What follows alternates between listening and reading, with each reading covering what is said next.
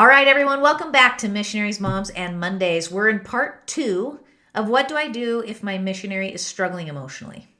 Now, in part 1, we talked a lot about the very real physical symptoms, the physiology that shows up when we're experiencing these big emotions. And we really need to understand the connection so that when we do experience the physiology, it isn't so blasted scary.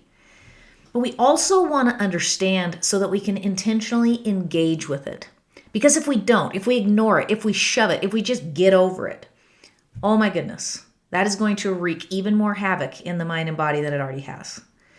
So in part 1, we learned about the window of tolerance, and we really focused on what happens with hyperarousal. Like when we exit the top of the window with a lot of stress, a lot of new, a lot of unknown, a lot of uncertainty, right? We shoot out the top of that window into hyperarousal. We can even call that hyperstimulation or hyperawareness. That's what we learned about in part 1. But what we didn't learn about is what happens if you stay there too long. Or if you don't have a way to engage in that natural fight or flight response, what happens? Well, the window of tolerance has 2 sides.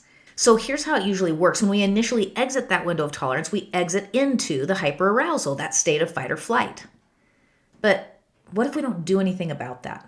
What if we feel all of the energy and all of the physiology and we don't do anything? Remember, when we do in fact exit that window, it is an incredibly real physical experience. There is very real physiology showing up when our lid flips.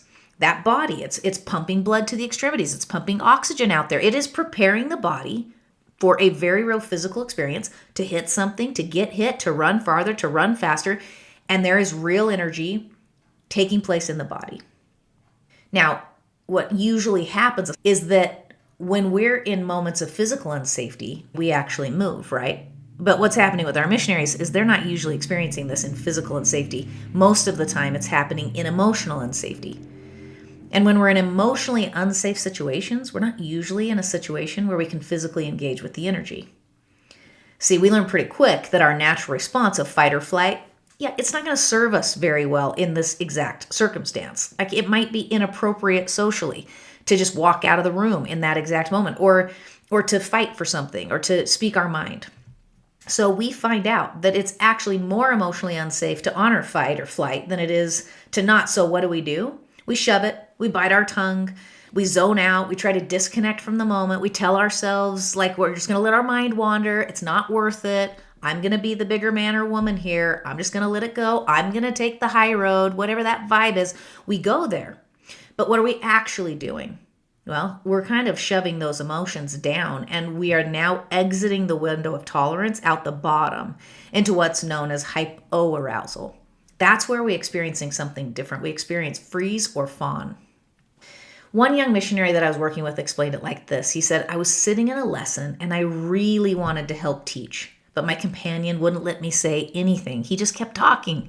And I could feel my thoughts starting to spiral. Why was I even here? If I'm never going to get to teach, what am I doing here? And I could feel myself, he said, starting to get hot. And his heart started to race, and he felt like it was just going to explode. And he knew that having a conversation with his companion or saying anything about it right now in front of their friends would be a bad idea, so he just shoved it. He said once he shoved it, he immediately started to just feel nervous and itchy, and he didn't even want to be in the room. But he couldn't just get up and leave. So now he just felt stuck. And so he said, now I've just, ever since then, he goes, I've just felt numb. It's like I'm going through the motions, but I don't really care about anything. He's like, what in the world's happening to me? Well, let's break down this window of tolerance and what's happening through this elder's experience. Okay, so the first thing that happened is he said some thoughts started to spiral. Why is this important? Because when we get focused on all of our concerns, when our thoughts start to spiral about the worries and the what ifs and the hows and the what could happens, oh man, it feels like we're just not in control of anything, that someone, something, life is controlling us, it's happening to us, and man, the emotions are near immediate. So let's just take a look at what his circle of concern would have looked like. I want to teach. Why won't he let me teach? Will he ever let me teach? Should I even be here if I'm not teaching? Should I even come on this mission? This isn't what I thought it would be. I should have taken that scholarship and then I'd be progressing. Am I going to feel this way my whole mission? Oh my gosh, I can't do this. Am I going to be able to keep going? What's happening to me? Why can't I breathe? Why do I feel so uncomfortable? Why don't I want to be here right now? If I don't want to be here right now, am I a bad person? You can see it, can't you? So from here, that spiral of thought, what emotions did that just create? Even as I walked you through his situation, could you feel the emotions? Did you actually feel a little bit of the anxiousness and the overwhelm and the disappointment and the sadness and the regret and the fear? Could you feel all of those emotions even as I went through the example? Does that feel safe to you? I mean, think about it. What in the world is the picture that's being created by all of those thoughts that's now sitting here in the hippocampus? Is it a picture of the known and a picture of certainty and safety? Not at all. So what's the amygdala going to do with this picture? Oh, well, we know what it's going to do. It's going to sound the alarm. This beautiful little threat detection center of ours is going to go, and this unknown situation, and here it comes. It's going to do its job. It's going to set off the alarm, and now our lid's flipped. Now we're exiting the window of tolerance, and that's what happened to this young elder. He exited the window of tolerance. The lid flipped, the alarm sounded. So again, what happens? The blood begins to flow, and the body is preparing to protect him. Just doesn't feel that way right now, right? So now here he might feel a desire to fight, not punch someone, but stand up for himself, fight for his desire to teach, to be a missionary. But he can't do that right now. Or maybe he just wants to run. He wants to get out of the situation, and he can't right now. It's not appropriate. So if he can't fight and he can't flight, where does all that unused energy go? Well, the typical behavior is we shove it. We just shove it. We deal with it. We get over it. But what's really happening, again, if we don't actually ever honor that physical cycle that just took place? Well, what happens is we shove it down and we end up here in hypoarousal, in a state of freeze or fawn. Now, when we're in freeze or fawn, it can feel absolutely exhausting. It feels like a lack of energy, lack of motivation, a lack of caring. And the feeling just, it's often like we're just very apathetic about the situation, or frankly, we just don't care about everything or anything for a minute. Some people describe it as going emotionally numb, like they stop feeling, and then they detach from the emotion or the situation that created the emotion and withdraw. Some people notice that they struggle to focus and maybe even have a hard time concentrating, and they just become really irritable. So what caused it? Well, we aren't built to sustain prolonged periods of time in hyperarousal. So when we experience all this overwhelming stress or long periods of hyperarousal, lots of simultaneous stimulus, and specifically when we find ourselves in situations that create a feeling like we don't have any control, they create that feeling of helplessness or hopelessness. Oh man, those ones are like an instantaneous road down to hypoarousal. And the thing about hypoarousal is it's harder to see where we're at because it often masquerades as control. From hypoarousal, we say a lot of things like, it's fine, I'm over it, I was upset, but whatever. Now I'm just over it and I don't want to talk about it. But are we over it? Did we ever actually honor the response that we had to the situation? The thoughts that started the process? Did we have a conversation? Did we fight for our desire to teach? Did we give the opportunity to run or to move or to release the energy that came with all of those thoughts and emotions, the fight or flight response? Or are we just frozen or fawning? Lacking motivation to address the situation because we're exhausted from overstimulation and we've just decided to keep the peace. Do whatever it takes to avoid conflict. Because freeze and fawn are so sneaky, I want to make sure that we're aware what they really look like. So let's break freeze down for a second. Freeze is often described as feeling like we're a little bit unable to respond the way we normally would, or maybe even the way we want to. And when people freeze, it can turn into distraction. Sort of like the lights are on, but no one's home, right?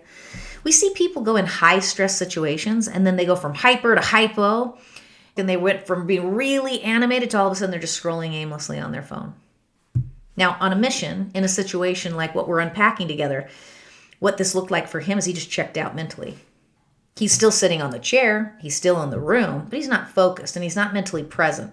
And a matter of fact, if he would have been asked in that moment to share his thought, nothing would have been there. Which is ironic considering that the entire thing, the entire spiral of emotion started with the fact that he had something important that he wanted to share and he couldn't, isn't it? That once it's his turn, nothing's there because he's frozen.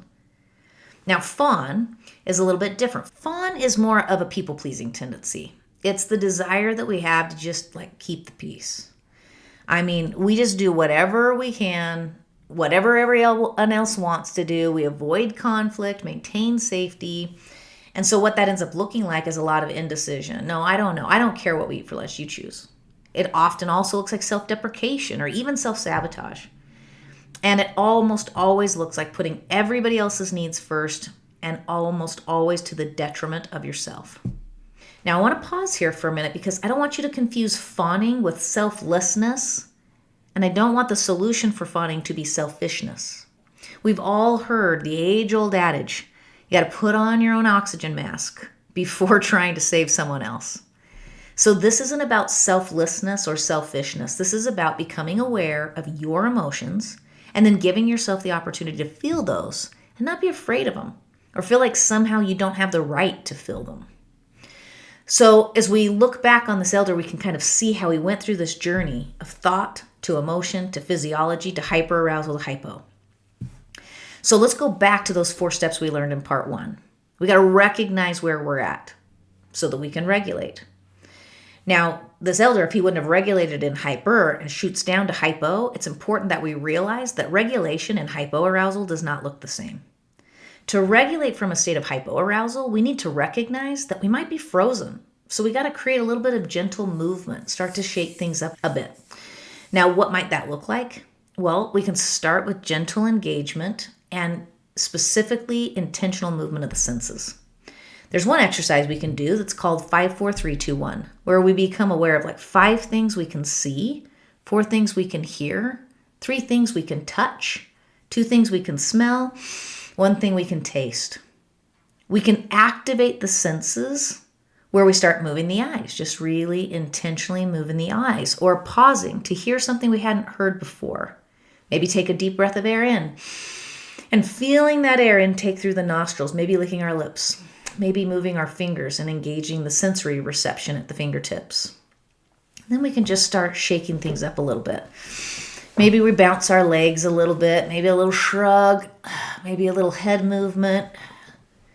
Just bounce a little. We literally need to shake things up. Now, if we're in a fawn state, we can pull out a piece of paper and write down 3 things that we really need to do for us and then intentionally take action. Even if those items are like incredibly simple, like use the bathroom, get a drink, eat some lunch, and then intentionally go engage in those items in that order. Use the bathroom, get a drink, have some lunch. Doing what you need in order to take care of yourself. You make a decision for you. So just like we talked about, step 1, we recognize. We recognize, are we in hyperarousal or hypo? Is our lid flipped? What are we feeling? Then we regulate. And once we've regulated, in accordance with where we're at, we can remember. We can remember who we really are and what we're really doing here so we can choose to respond to the situation we're in. I hope as we go through this, you're gaining some insight and some understanding for yourself and for your missionary. That as you watch these videos, that you can be prayerful and see what might apply to your child and how this understanding can provide a framework to help you communicate a little differently. Find some solutions that are meant for them. When I explained hyperarousal to one elder, he said, this is the first time I've actually felt like anyone understood what I was trying to describe. This is exactly what it feels like for me. Another sister told me that for the first time in months, she felt like maybe it was possible for her to serve the mission she'd hoped for. And now that she understood what was happening, she was able to do little things each time she felt the emotions coming, and it was changing everything.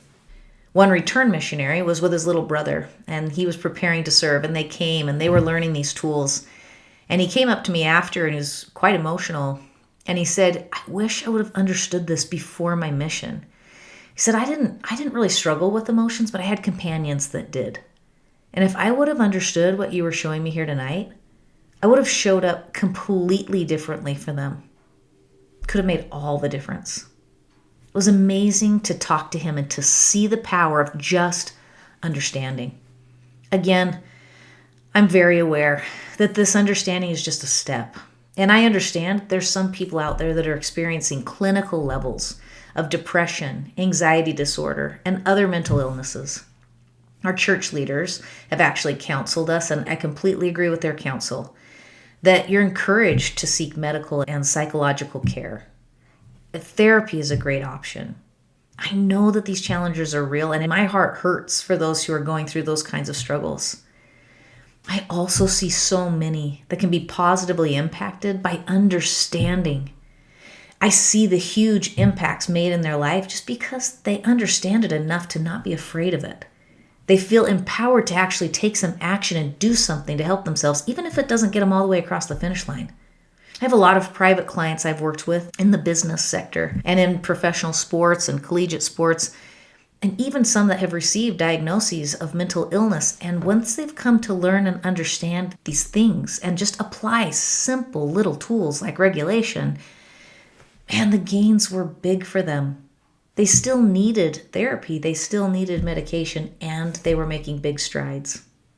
I believe that that's largely because understanding can shift our belief, and our beliefs drive our behaviors. Boyd K. Packer said it like this. He said, "True doctrine, understood, changes attitudes and behavior. The study of doctrines of the gospel will improve behavior quicker than a study of behavior will improve behavior." I've seen this to be true of understanding truth in general. When I watch people gain understanding, often for the first time in their life, of what's happening between their brain and their body and their emotions, when they truly gain that insight as to what that feels like, it's like I see these lights go on and their belief about themselves change. They move from this feeling of broken and incapable and weak and fragile. All words I have heard missionaries use to describe themselves, by the way. They move from this place to where they see themselves, genuinely see themselves as that son or daughter of God, that disciple of Christ, that yes, is going through some hard things and there's hope. That shift of belief, it starts to change their behavior. They start to engage with their emotions, mostly because they know that there is something that they could change. There is something that they could do, and they feel empowered to do it, and that brings a lot of hope. Those small, simple actions of regulation, and they start to restore some hope and some calm and some peace. Moms of missionaries, keep your head up. Keep learning, keep understanding. Take the simple steps that you can take and keep the faith. Carl B. Cook said that regardless of the size, scope, and seriousness of the challenges we face in life, we all have times when we feel like stopping, leaving, escaping, or possibly giving up. But exercising faith in our Savior, Jesus Christ, helps us overcome discouragement no matter what obstacles we encounter. And for our missionaries, let's remember what Joseph Smith taught. Stand fast, ye saints of God. Hold on a little longer, and the storm of life will be past, and you will be rewarded by that God whose servants you are. I know that these emotional challenges can feel large. They can feel overwhelming. Approach these struggles prayerfully. Approach them with understanding and with recognition. Recognize, have we exited the window of tolerance? If so, did we regulate? Have we carried around that hyperarousal so long that now we're in hypoarousal, struggling to feel it all? And based on where you're at, regulate accordingly. Remember who you are and what work you're about, whether you're a missionary teaching the gospel every day or a mom teaching your missionary. And then choose to respond as your best self. You can do this. Take these tools into your own life, apply them to yourself so that you increase understanding, increase compassion, increase empathy, and allow the Spirit to help you know how to help your child. I'll see you next time.